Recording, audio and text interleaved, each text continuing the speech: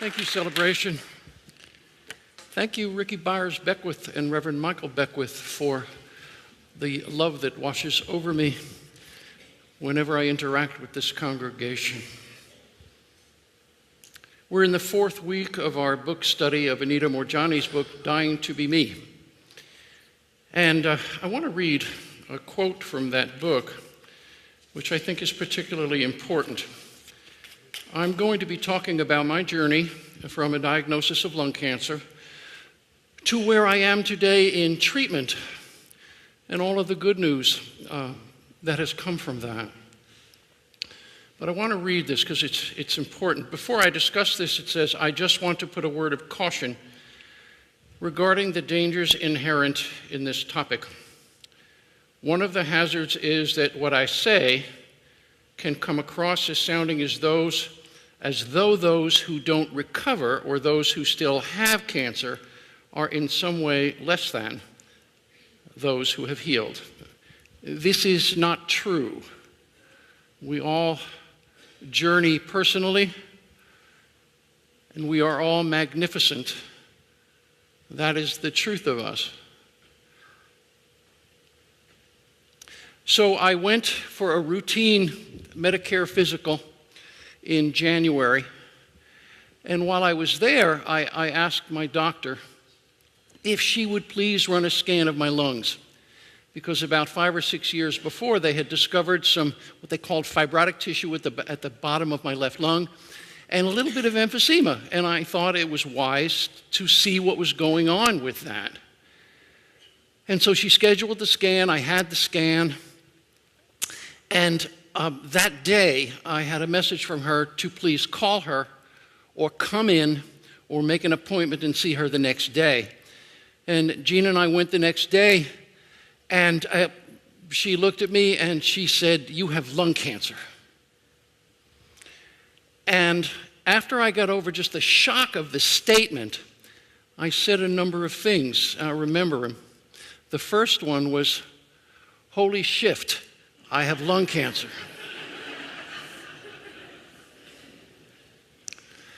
And then I said, "Don't be so worried. I'm not afraid of dying. You don't know who I am. I am a spiritual practitioner."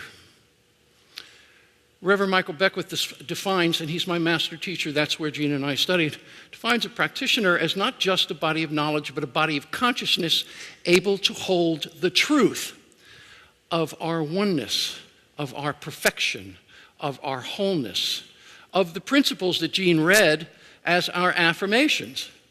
There's one power, one presence in the universe and in my life, God, and God is absolute goodness. Manifesting in the visible and the invisible is exactly that which we require to meet our needs.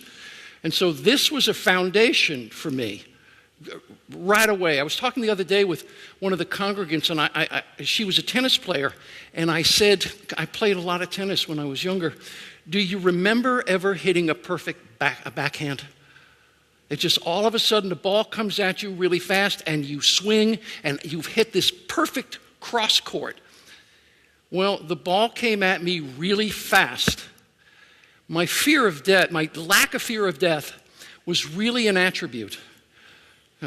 David Hawkins talks about the fact that when we live in that vibration, in that particular zip code of fear, we become incapacitated. And I knew immediately I couldn't become incapacitated because then I would not be able to pick up the simple kit of spiritual tools that I have spent so long studying and developing so that when an event showed up, I could hold that truth. Really important under this set of circumstances because it allowed me to see the diagnosis as an opportunity for further spiritual growth, as an opportunity to further awaken, and as an opportunity, it was really important to me to be able to further embody unconditional love. So I will tell you, I'm not a brave man. This is not about courage. This is about being unafraid, which is a different set of circumstances. I had no attachment to an outcome from the very beginning. I will tell you that my wife probably did not hold that same opinion. But we've been at this so long together, and we've anchored this consciousness before. Some of you know, most of you know who know me, that Jean had breast cancer several years ago. Ended up with a bilateral mastectomy, and we walked through this. And my mantra during that period of time was, it's not time yet. And not that it's not time yet for her to die, but it was not time yet to worry. And I did everything I knew how to do to stay in the present moment, regardless of the situation or circumstances. I want to read something from Joel Goldsmith, which speaks to this just beautifully. Goldsmith says out of The Foundation of Mysticism, in other words, that which is binding you isn't power. You are bound by your acceptance of it as power. Every treatment, when I talk about affirmative prayer, I am talking about something that is known as a spiritual mind treatment. It's a form of prayer that will walk me back to that truth of my oneness.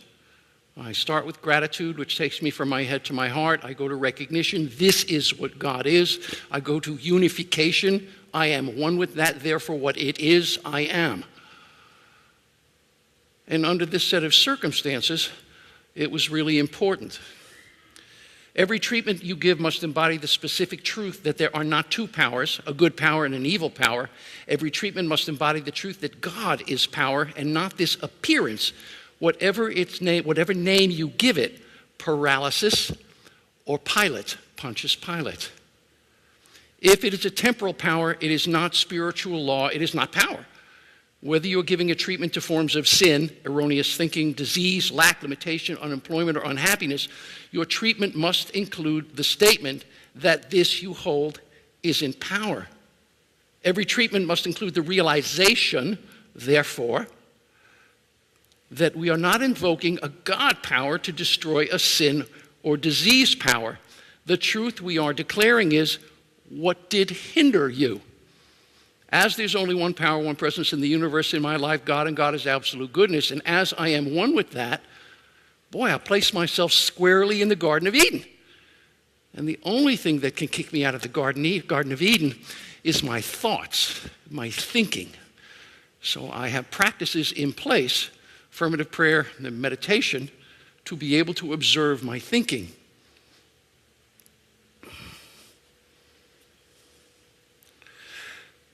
So I began to assemble a team of people that could hold the truth for me. And I began with my wife, Reverend Brian and Reverend Kristen, who wouldn't look at me like a deer in headlights when I said I had been diagnosed with lung cancer, who had already dealt with their fear of death and dying and disease, as well as any of us do, that is up to a certain point in our lives. And I called my mentors and my teachers at the Agape International Spiritual Center and had them hold the truth for me. And then I began talking to people at the church. My nature is, I may seem to be an extrovert, but really I'm kind of an introverted person who extroverts from time to time. Letting people know what was going on. Because when you're personally involved, it may become difficult to hold the truth that I'm talking about. But prayer, affirmative prayer, there's no distance, there's no time. There is no distance and there is no time, but in prayer for sure. And so I began to feel held and I began to feel confident. And my cockiness, my loquaciousness began to work for me in a way that I couldn't possibly hope. And this congregation, that love that I was talking about, you know, the perfect prayer is I love you. And I had lots of I loved yous from the congregation. I even had a flyby kiss on the cheek from Linda Holmes one time. I had to look to see who it was. And several years ago, there was a book that we read in practitioner training entitled Who Dies? A Study of Conscious Living and Conscious Dying. And for some reason, 2 years ago, I began buying used copies and giving them out to my friends here at the church, knowing that one day I was going to teach a study of that book because it is so important. And then I began reading it about a year ago, rereading it about a year ago. And one particular quote stood out to me, especially as I entered this process. Stephen Lein. Healing is the title we give to the phenomenon of the mind and heart coming back into balance. When this harmony is restored, we say that someone is healed. But often we have a preconception about what healing is. This is important. Our attachment to ideas of healthiness obstructs a deeper perspective on what illness and healing may be all about. The deepest healing seems to take us beyond identification with that which causes and experiences sickness. And so our very desire to be healthy gets in the way of providing the perfect medium for the healing of the cancer, the healing of the bones, etc. And so I needed to stay balanced in heart, mind, and spirit. And so after establishing my team, Jean had talked with Dr. Sue Morter, who's one of our primary teachers. She's been here, and Jean's reading talked about what Dr. Sue does. And I'll leave the energy stuff alone. I'm going through that with Jean, but she's the expert with that. But she scheduled a 3-day intensive with Dr. Sue, where I had 3 sessions a day for 3 days with this powerful healer and energy mover and speaker of the truth. She also reminds me a lot of Reverend Steve in that when you're with her, she is absolutely present with you. And it was such a loving time. She had 3 tasks for me to do, one each day. The first one was to list events in my life that I felt affected me. Now, I've been in, I will celebrate 30 years of sobriety on Tuesday, and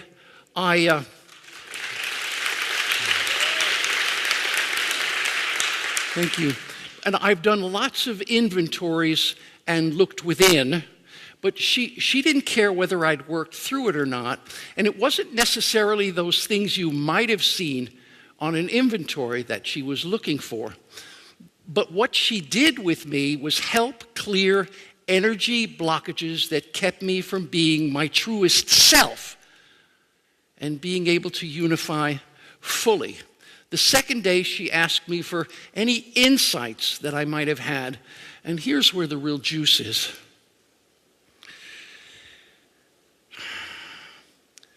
Being comfortable with death is not the same as being joyful at living.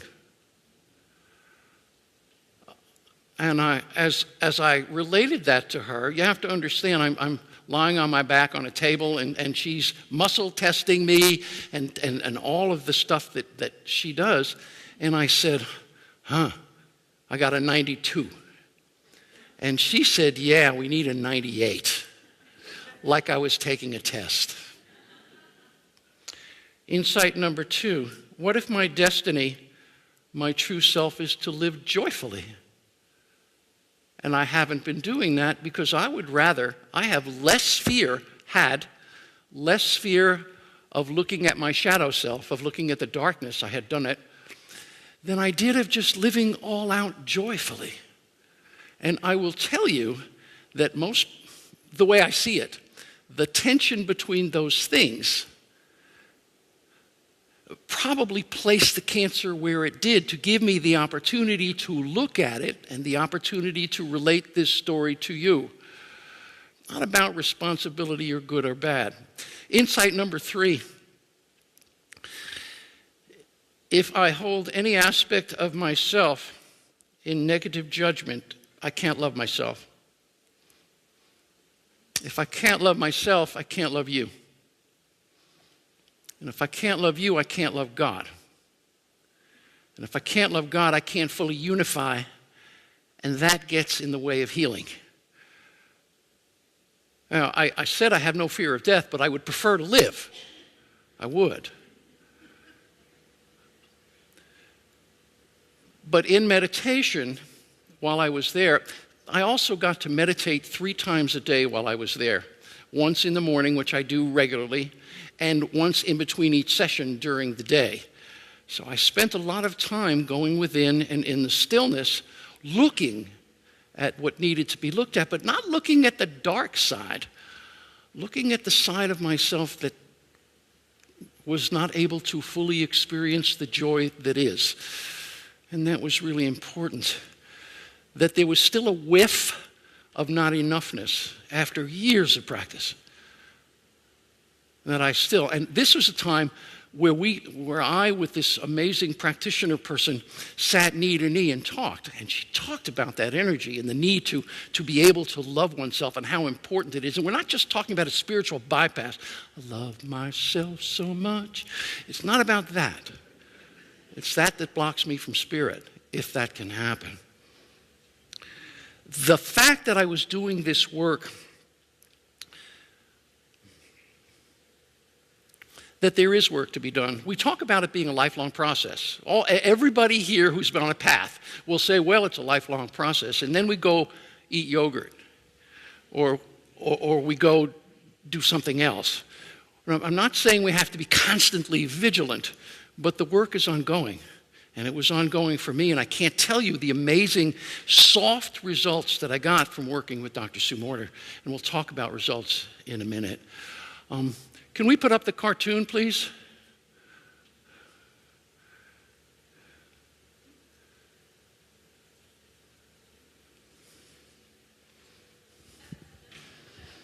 One day we will die, Snoopy. Yes, but every other day we will live. That's Zen Snoopy.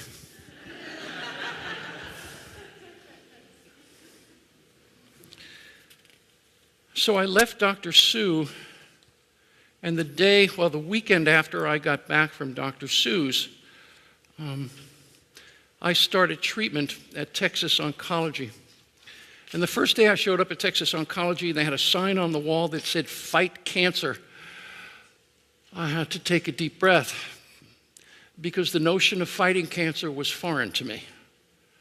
Because I believe the fight for most of my life is what causes the imbalance, which brings about dis-ease. And I've been able to handle this with ease and grace. But I must tell you that my time at Texas Oncology has been unequivocally joyful. And the people that I have met have been wonderful. And I made it a practice to talk with anybody that I was near, simply just asking, "How are you? How are you doing?"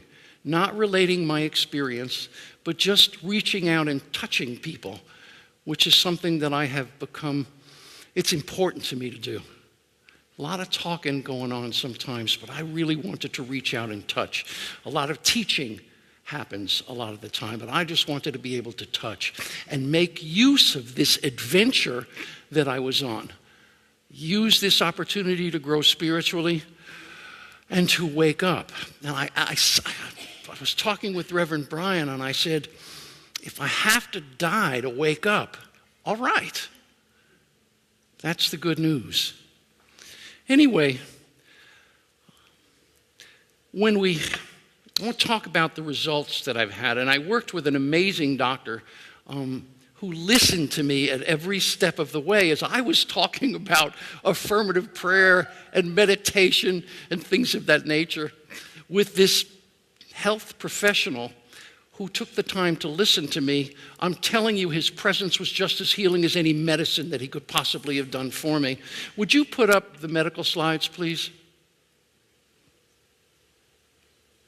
What you're looking at, tumor 1, there were 2 of them, day 1. 2.5 weeks later, that's that same tumor. That was with 8 days of basically radiation and a week of chemotherapy. Can I see tumor 2, please?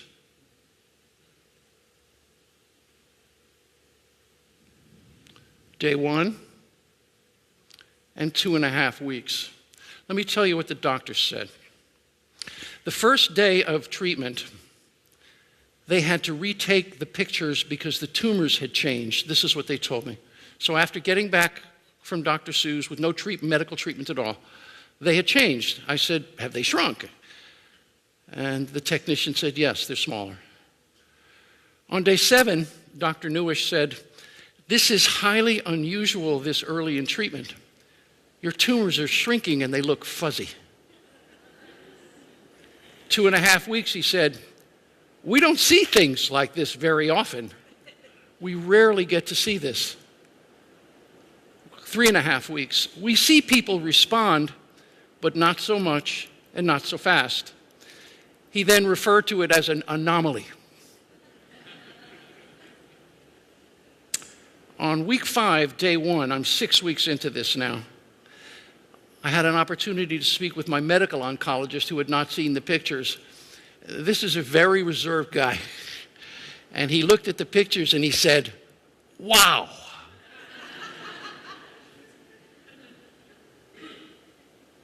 Last Wednesday, Dr. Newish said to Jean and I, look at you. You don't even look like you've been through treatment. That's with 2 5-day stints of chemotherapy and almost, at that time, 6 weeks of radiation. I've had almost no side effects. Obviously, I have lost some hair, and I am tired. I will tell you this, standing in front of you, I have no fatigue at all. None. Your energy is just wonderful. He said that at this point, we'll watch you. When we're finished, in a week and a half, I'll be done with treatment. He said, we'll watch you and have you back in 3 months. There may be a little something left. There won't be anything left at 6 months because the tumors can no longer reproduce and they will self-destruct.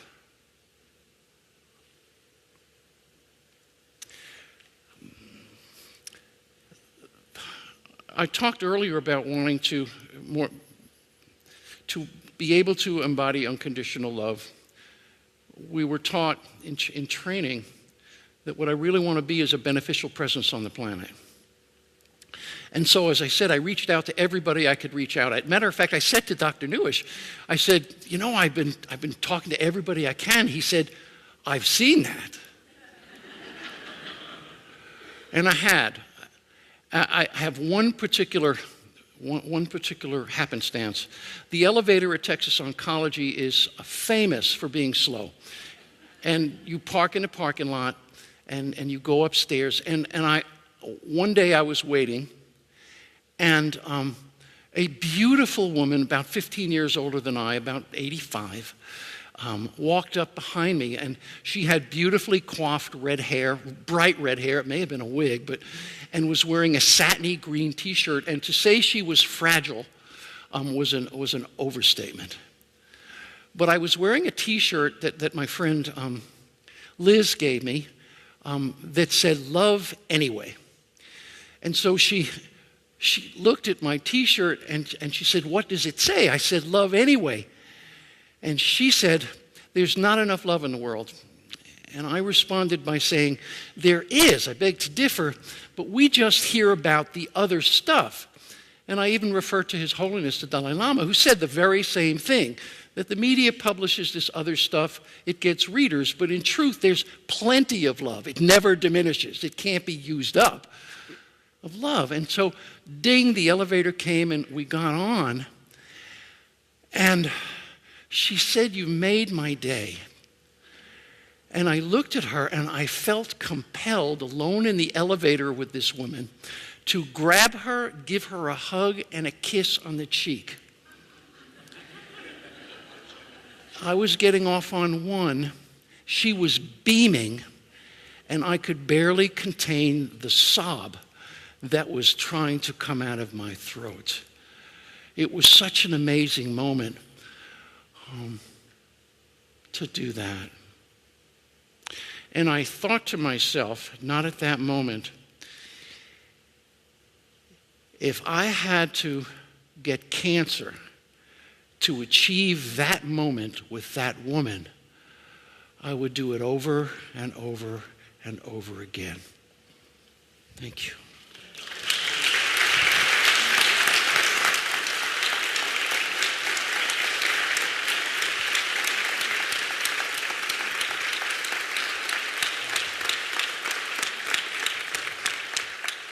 Thank you for joining us today. If you like the message, we invite you to like it or share it. And we also want to let you know that we're on Instagram, Twitter, and we'll see you again next Sunday on Facebook at 11:25. We're a New Thought church where lives are transformed, and we welcome you to check us out. Check out our website, unityhills.org. We'll see you next week. Namaste.